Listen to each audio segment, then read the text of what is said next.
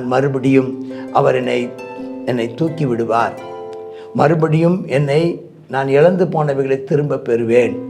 மறுபடியும் என்னை மேன்மைப்படுத்துவார்.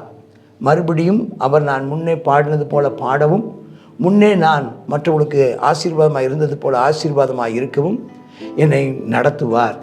முன்னை விட நான் அதிகமாய் துதிப்பேன், முன்னை விட அதிகமாக பாடுவேன், முன்னை விட அவருடைய நாமத்தில் நான் களி கூறுவேன்.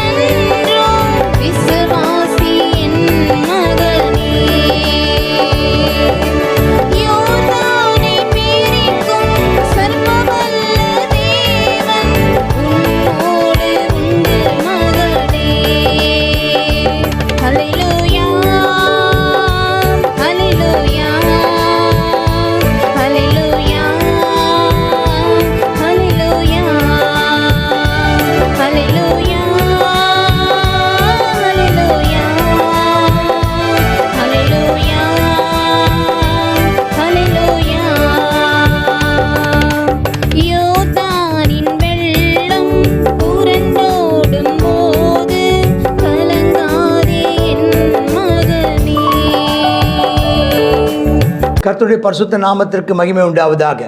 சங்கீதம் 71.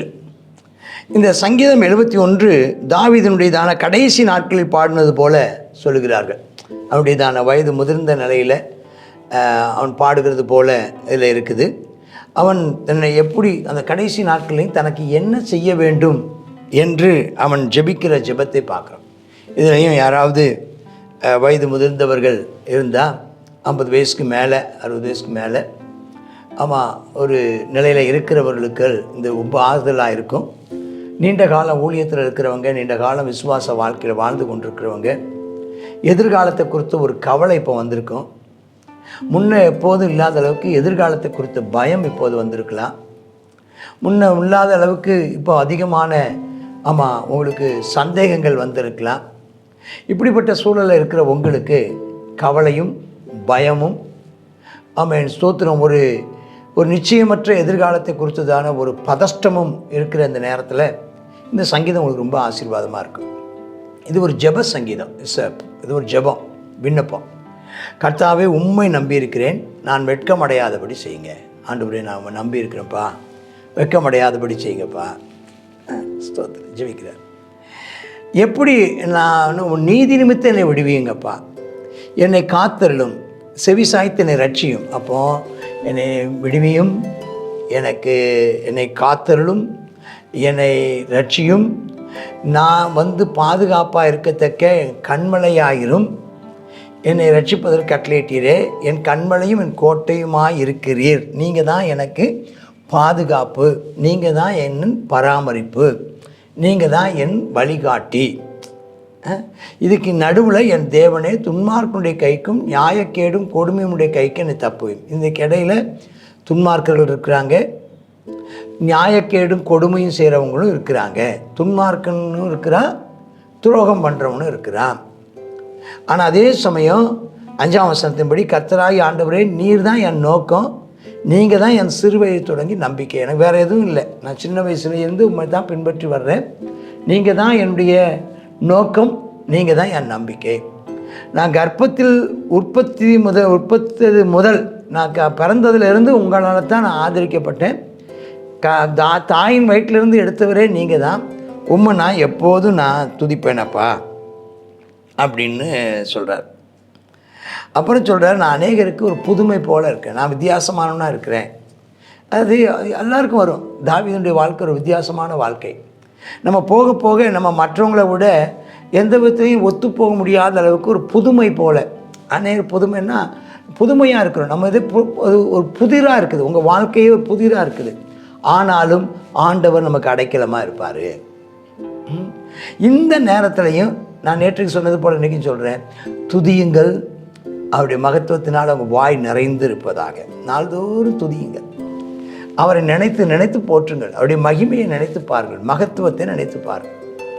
இதே மாதிரி இப்போ யோபு புஸ்தகத்தில் பாடு வந்தபோது ஆமாம் யோபு புலம்புனான், ஆனால் பாடுகள் வந்தபோது தாவீது பாடினான். இதுதான் பெரிய வித்தியாசம். யோபு புலம்பினான், பாடுகளின் நடுவில் யோபு புலம்பினான், யோபு கேள்விகளை கேட்டான். ஆனால் இங்கே தாவீதோ பாடினான், ஆமென் ஸ்தோத்திரம், ஆண்டவரிடத்தில் ஜெபம் பண்ணினான். கர்த்தருக்கே மகிமை உண்டாவதாக. அவனுடைய ஜெபத்தில் முக்கியமான ஜெபம் 9ஆம் வசனம், முதிர் வயதில் என்னை தள்ளிடாதீங்கப்பா, என் பலன் ஒடுங்கும் போது என்னை கைவிடாதீங்க. ஏன்னா மனுஷனை நம்ப முடியாது, நீங்கள் தான் எனக்கு. ஆமாம், எனக்கு நீங்கள் தான் எனக்கு அப்பா ஸ்தோத்திரம். அவன் சொல்கிறாங்க, அதில் தேவன் அவனை கைவிட்டார், தொடர்ந்து பிடியுங்கள். நமக்கு கொஞ்சம் நம்ம பலவீனப்பட்ட உடனே சத்துருக்கள் எழும்ப பார்ப்பாங்க. அப்போ ஜெபம் பண்ணுறார் 12ஆம் வசனத்தில், ஆண்டவரே எனக்கு தூரமாக இருக்காதீங்க, எனக்கு சகாயம் பண்ண சீக்கிரம் வாங்க. என் ஆத்மாவை விரோதிக்கிறவர்கள் நிறைய இருக்கிறாங்க, பொல்லாப்பத்தவர்கள் நிறைய இருக்காங்க. நம்மளை சுற்றிலும் நிறைய பேர் நமக்கு விரோதமாக நமக்கு சத்துருக்கள் நிறைய இருக்கிறாங்க. கவலைப்படாங்க, சத்துருக்கள் நடுவிலையும் கர்த்தர் நமக்கு போதுமானவராக இருக்கிறார். 14ஆம் வசனம் சொல்கிறார் பாருங்கள், நானோ எனக்கு பொல்லாப்பு இருந்தாலும், எனக்கு எதிராளிகள் இருந்தாலும், துரோகிகள் இருந்தாலும், நானும் எப்போதும் உங்கள் இடத்துல நம்பிக்கை கொண்டிருந்து மென்மேலும் உண்மை துதிப்பேன். நாள்தோறும் உடைய துதி நீதியை சொல்வேன், ரட்சிப்பை சொல்வேன். கர்த்தரை முன்னிட்டு நான் கர்த்தருக்கு முன்பாக நீதியாக நடந்து கொள்வேன். சிறு வயது முதல் போதித்து வந்தீர், உங்களுடைய அதிசயங்களை அறிவித்து வந்தேன். இப்போவும் இந்த சந்ததிக்கும் உங்களுடைய வல்லமையும், வரப்போகிற சந்ததிக்கு உங்களுடைய பராக்கிரமம், 2 வல்லமை தான் அறிவிக்கும். அளவு முதிர் வயது வரைக்கும் நரைமயிர் உள்ளவன் அறிவிக்கும், நரைமயிர் உள்ளவன் ஆகும் வரைக்கும் என்னை கைவிடாதீங்க. அதை ஜெபம் பண்ணுங்க. எனக்கு எது நடந்தாலும், எனக்கு சத்துருக்கள் இருந்தாலும், துரோகிகள் இருந்தாலும், துன்மார்க்கன் இருந்தாலும், எனக்கு பாடுகள் இருந்தாலும், எனக்கு பிரச்சனை இருந்தாலும், நெருக்கடிகள் இருந்தாலும், குறைச்சல்கள் இருந்தாலும், குறைவுகள் இருந்தாலும், அதை பற்றி கவலை இல்லை. ஸ்தோத்திரம், அல்லேலூயா. நான் எப்போதும் நான் துதிப்பேன். ஆமென், பிரைஸ் தி லார்ட். அந்த 14ஆம் வசனம், நான் எப்போதும் நம்பிக்கையாக இருப்பேன், எப்போதும் பாடுவேன். இன்னும் துதிப்பேன், இன்னும் போற்றுவேன், இன்னும் உம்மை ஆராதிப்பேன். பாடிட்டே இருங்க, துதிச்சுட்டே இருங்க. அது ஒன்று தாங்க மிச்சம் நமக்கு. அல்லேலூயா, அல்லேலூயா. கர்த்தருடைய நாமத்தை உச்சரித்து கொண்டே இருங்கள், அவருடைய மகிமையை பாடிக்கொண்டே இருங்கள், அவருடைய மகத்துவத்தை சொல்லிக்கொண்டே இருங்கள்.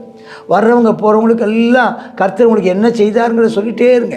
இது 2 காரியம் சொல்லி ஜெபம் பண்ணுங்க. ஆண்டவரே, இந்த தலைமுறைக்கு ஏன் ஒத்த வயதுள்ள, ஆமாம் என்னால் சந்திக்கக்கூடிய வயதுள்ளதான இந்த மக்களுக்கு நான் ஆசீர்வாதமாக இருக்கணும். இனி வரப்போகிற சந்ததிக்கும் என் வாழ்க்கை ஆண்டவரே ஆசீர்வாதமாக இருக்கணும்ப்பா. நான் 2 தலைமுறைக்கு நான் சாட்சியுள்ளவனாக இருக்கும்படி என்னை நீர் ஆசீர்வதித்தல். என்னை கைவிடாதீங்கப்பா, என்னை கைவிடாதீங்கப்பா. கர்த்தர் நீதி உன்னதமானது, பெரிதானவரை செய்வார், அவருக்கு நிகரானவர் யார்? 20ஆம் வசனத்தில் ஒரு ஜெபம் பண்ணுறார், அநேக இக்கட்டுகளையும் ஆபத்தையும் நான் பார்த்தப்பா, நீ என்னை திரும்பவும் என்னை உயிர்ப்பித்து திரும்ப என்னை பூமியின் பாதாளத்திலிருந்து ஏற பண்ணுவேன். தேவனாலே கூடும். பல பாடுகளை கண்டீங்களா? இது வரைக்கும் என்ன பாஸ்டர், ரட்சிக்கப்பட்டேன், ஞானஸ்நானம் எடுத்தேன், அபிஷேகம் பெற்றேன், சபைக்கு வந்தேன், கர்த்தருக்கு என்று சொல்லி நான் உண்மையும் நீதியுமாக இருந்தேன், கற்றுக் கொடுத்தவைகளிலே நான் நிலைத்திருந்தேன், நான் சபையில் பயன்பட்டேன், ஆமென் ஸ்தோத்திரம், என்னால் ஆன ஊழியங்களை செய்தேன், கர்த்தருக்கென்று கொடுத்தேன். ஆனாலும் ஆமென் நான் பல பாடுகளையும் துன்பங்களையும் கண்டேனே. கர்த்தர் சொல்கிறாரு, உன்னை பாதாளத்திலிருந்து உன்னை தூக்கி எடுக்க போதுமானவர். மறுபடியும் உன்னை ஏற பண்ணுவார். மறுபடியும் உன்னுடைய மேன்மை புகழை பெருக பண்ணுவார். மறுபடியும் அவர் உன்னை தேற்றுவார்.